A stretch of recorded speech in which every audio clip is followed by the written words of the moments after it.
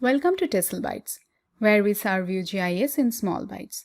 Today we'll be covering ArcGIS Pro, point and line density analysis. In this video, I will discuss the point density tool and the line density tool from the density toolset under the spatial statistics toolbox. I will explain how these two tools work and the difference between these two and the kernel density tool.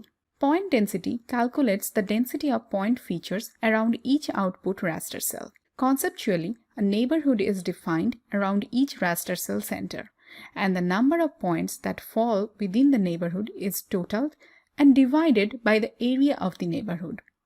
During the calculation, only the points that fall within the neighborhood are considered when calculating the density. If no points fall within the neighborhood at a particular cell, the cell is assigned no data.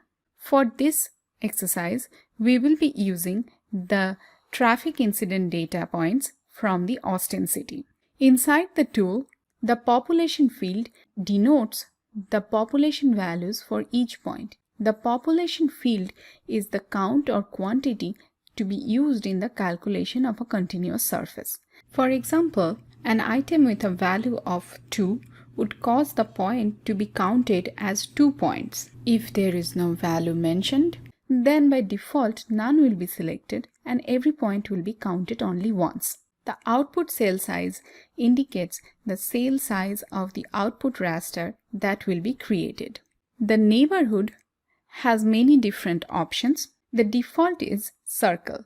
The desired area units of the output density values are specified in area units.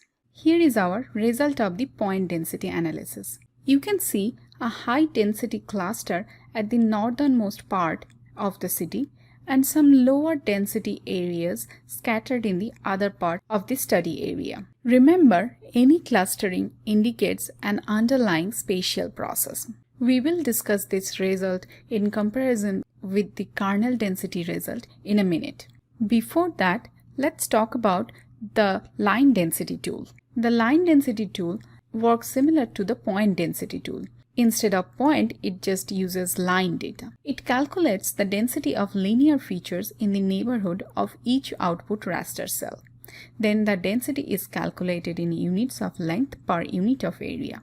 Inside the tool, you can see it has almost the same parameters that we had just seen in point density. For this tool, we will be using the Austin road network data to see where we have the highest density of roads. Without explaining these same parameters, let's see the result. As one would expect, the downtown area has the highest density of road network. Now, what is the difference between these two tools that we had just discussed and the kernel density tool? In all three tools, you can calculate the density of your data. In point or line density tools, a neighborhood is specified that calculates the density of the population around each output cell. However, in kernel density, you can use either point or line data as input, but there density spreads the known quantity of the population for each point out from the point location. Let's see if we can find anything different visually. Now we have the results of point density tool on your left and the results from kernel density tool using the same point data on your right. You can see that both have picked up almost the same clusters, but the size a little bit different. Let's see how the line data works.